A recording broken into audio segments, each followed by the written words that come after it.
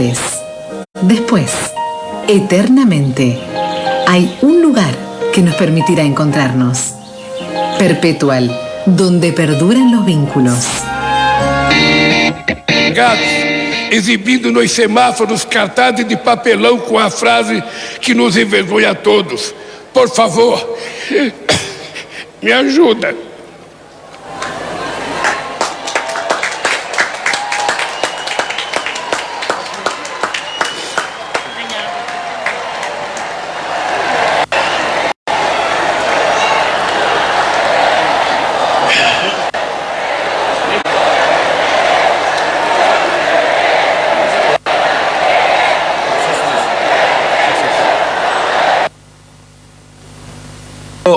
Lula, emocionado hasta las lágrimas, pidiendo ayuda, asume la tercera presidencia con la ausencia de Bolsonaro, de viaje fuera de Brasil, yéndose 48 horas antes en los Estados Unidos, en una vivienda, en una casa que le prestó Trump.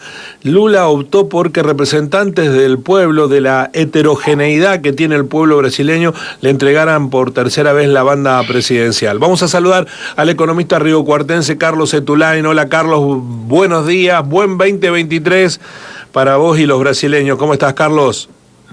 Buenos días, Jeremías y su público. Feliz año nuevo. Igualmente, Carlos. Bueno, ¿qué expectativas tiene Brasil con esta nueva etapa que ha empezado, tercera presidencia de Lula? ¿Qué perciben en la sociedad, Carlos? Bueno, ayer fue un día de fiesta cívica, entonces hoy es un día medio de, como dicen los brasileros, de resaca, que es cuando uno toma mucho. Pero hoy es en realidad el primer día de trabajo del nuevo presidente y ya está con una agenda larguísima de reuniones con todos los representantes internacionales que vinieron a saludarlo por su asunción de ayer. Ayer fue un día cívico que salió muy bien, a pesar de que Bolsonaro, que huyó estos días y nunca reconoció el gobierno y desde que perdió la elección no asumió más el gobierno, se fue para Miami con la familia. En realidad fue un viaje medio tortuoso porque él esperaba que Trump lo recibiera en una casa de vacaciones, pero Trump, que también no está en ninguna situación fácil, no lo recibió. Entonces acabó instalándose en la casa de un luchador de FCA, que es bolsonarista, brasilero, y lo recibió. Pero digamos así, fue un final bastante melancólico y ayer muy festejado aquí con la ceremonia de Lula. Uh-huh. Bolsonaro había dejado dos trampas armadas para Lula. Una, la de la seguridad, porque ayer fue multitudinaria la presencia de gente en Brasilia. Y por otro lado también dejó el enigma de quién le pasaría la banda presidencial a Lula. Y las dos cosas se resolvieron bastante bien, porque fue una fiesta cívica con absoluta seguridad y mucho control, y también con el respeto y la alegría de la gente, cosa que los argentinos lo hicieron festejando el último mundial. Y acá también fue una fiesta muy parecida, muy linda, muy alegre. Y los brasileros, como viven en un país que es tan grande y tan diverso, cuando se encuentran en todo tipo de fiestas, conmemoran siempre de dónde es cada uno, cuál es la procedencia. Y ayer Brasilia se mostró como una representación del país. Había gente de todos lados conmemorando entonces. No solo que asumió Lula, pero la conmemoración acabó teniendo un color de recuperación de la democracia, y eso fue muy lindo y muy emocionante. ¿Cuáles son los desafíos que tiene Lula por delante, los inmediatos? ¿Cómo están reaccionando los mercados, que muchas veces son los primeros en dar señales de confianza o desconfianza? Bueno, el mercado es ciego, pero no siempre es tonto, y sabe reconocer cuando a un líder con la capacidad y la inserción popular de Lula gana el poder por la democracia y empieza a mandar. Entonces los medios tradicionales hoy ya empezaron a criticar el gobierno como es de costumbre, pero en realidad Lula en todos estos días, mientras Bolsonaro se ausentaba y dejaba el gobierno, Lula armó un equipo grandísimo con gente notable y muy importante. No nos olvidemos que Lula tiene una experiencia ya de gobierno y de 2 presidencias anteriores, y armó un equipo muy interesante para ver qué había quedado después del gobierno de Bolsonaro.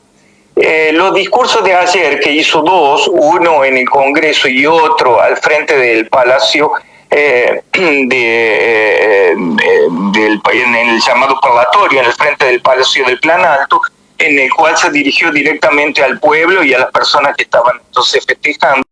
En los 2 hizo un análisis de la situación caótica que había dejado Bolsonaro, sin mencionarlo en ningún momento, pero describiendo la realidad. El discurso que hizo en el Congreso fue un poco, a pesar de que él estaba rodeado del presidente del Congreso y del presidente del Senado, 2 bolsonaristas tradicionales que se quedaron totalmente seducidos por Lula, y que inclusive con un poco de miedo cuando Lula dijo que para él lo que funciona es la ley y no la revancha, ¿no? Entonces la ley para Lula es el retomar la Constitución Federal de 88 de Brasil. Bueno, esto fue un momento importante. Y el otro momento más importante en el que se puede un poco vislumbrar cuál es la estrategia de gobierno que viene ahora fue en el discurso que Lula hizo para el pueblo, del parlatorio, en donde enfrentó el llanto para decir que a él le causaba vergüenza que los trabajadores pidieran en las esquinas, que son escenas que nosotros conocemos muy bien. Y al mismo tiempo avanzó también en la emoción para decir que era terrible la desigualdad brasilera, que él representó con el ejemplo de filas de gente en las carnicerías para comprar hueso, no carne, huesos, y al mismo tiempo filas de gente para comprar autos importados.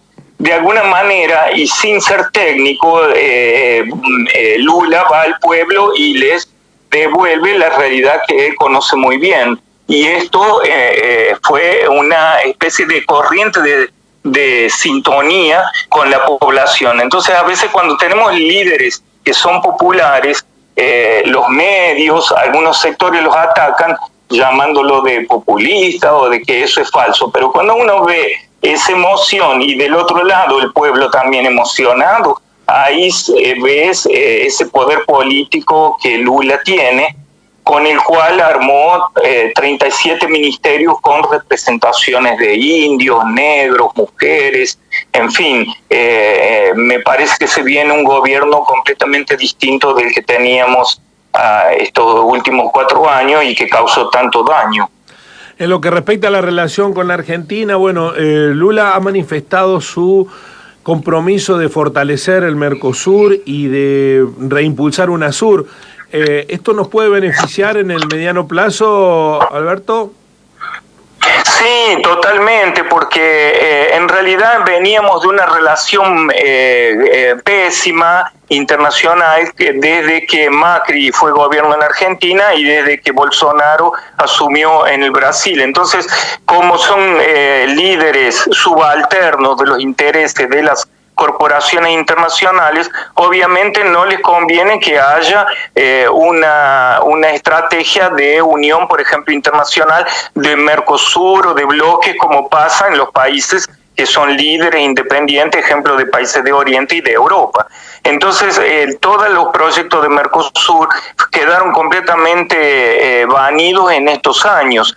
Y esto es una cosa que los gobiernos de la región esperan y que Lula fue muy claro, dijo que no podemos perder tiempo y que en la medida en que no se unen las dirigencias y los gobiernos del Mercosur, se pierde un espacio importantísimo para crecer en términos de seguridad, de energía, de desarrollo, de salud, de ciencia. Entonces esto Lula realmente ya lo hizo en los gobiernos anteriores y ya anunció que tiene una agenda internacional, digamos así, constructiva, muy positiva. Estamos con el riocuartense Carlos Etulain desde Brasil, dando cuenta de las expectativas que hay con la tercera presidencia de Lula y la relación con la Argentina. Dos últimas cuestiones, Carlos. La primera está relacionada con lo que hizo Bolsonaro. ¿Se fue por una cuestión de dar una señal de no reconocimiento a Lula o porque tiene cuestiones judiciales que lo podrían poner en el mediano plazo? Bueno, se fue por digamos así, por un cóctel formado por los dos ingredientes. De un lado, él siempre fue una persona de una actitud así arrogante y de atacar, lo que es una actitud dicha aquí por los medios de que esa es la peor actitud de un negociador y de un político que precisa sentarse en la mesa y negociar y tener una postura así de diálogo. Y esto es lo que Bolsonaro no hizo. Entonces, en el Brasil en 4 años se aprendió lo que es tener un mal gobierno y lo que es, digamos así, retroceder en términos políticos. Ahí Bolsonaro también se dice que huyó porque él tiene muchas complicaciones en términos legales, pero lo mismo que esté aquí o en Miami, la justicia sigue, y ese fue un poco el recado de Lula en el Congreso ayer, en el sentido de que las causas, y esos son temas de la justicia, y eso marcha, digamos así, por el ambiente institucional que debe ser. Bolsonaro tiene más de 5 procesos en La Haya, entonces lo mismo que esté en Miami o donde quiera va a ser buscado. De todas formas, no me parece que este sea el problema central del gobierno de Lula. El problema central del gobierno de Lula es retomar el desarrollo y es sacar a la gente de la pobreza que vive hoy, porque la pobreza aumentó, ¿no? Por ejemplo, en el estado de San Pablo, 30% es el aumento de la población que fue a vivir a la calle en consecuencia del desempleo y de la situación económica. Entonces, digamos, la pobreza aumentó y los gobiernos anteriores de Lula justamente el objetivo era sacar a la gente de la pobreza, cosa que había conseguido. Entonces, bueno, se emocionó mucho al mencionar esta realidad y puso este desafío nuevamente. El problema de Lula es que la gente tenga comida en la mesa, que los indios puedan tener sus tierras respetadas, que haya un proceso de desarrollo con estrategias ambientales sustentables. Entonces es bastante complejo, pero ahora vemos un gobierno que mira para estos problemas y convoca gente que sabe y que conoce, porque hay cientistas, hay políticos, hay un arco democrático que lo apoya y que ayuda a estructurar una estrategia que es muy optimista, ¿no? Porque uno ve que son gente que conoce. Gracias por esta pintura. Además, Brasil hoy está atravesado por el comienzo de los funerales de despedida de Pelé o Rey Pelé, que por supuesto es otro punto de atención periodística. ¿Se está viviendo en todo el país o sobre todo en Santos? El Brasil vive estos días profundas emociones, porque ayer el acto de Lula demostró eso, pero además la muerte de Pelé ya estaba preparada para que las exequias fueran hechas. Inclusive era una recomendación del propio Pelé de que las exequias fueran hechas después de que Lula asumiera. Entonces el club Santos Fútbol Club, preparó todo con esmero y hoy Santos es la ciudad que recibe muchísima gente para los funerales de Pelé. Fue muy recordado en los discursos de ayer y bueno, y es un representante del Brasil. Entonces hoy se viven las emociones de la despedida de Pelé, que va hasta mañana en la ciudad de Santos, pero es recordado en el país entero y creo que en el mundo entero. Sí, por supuesto. Carlos, ¿pudiste festejar el campeonato de Argentina, el Mundial de Qatar, o te tuviste que guardar y el festejo fue hacia adentro?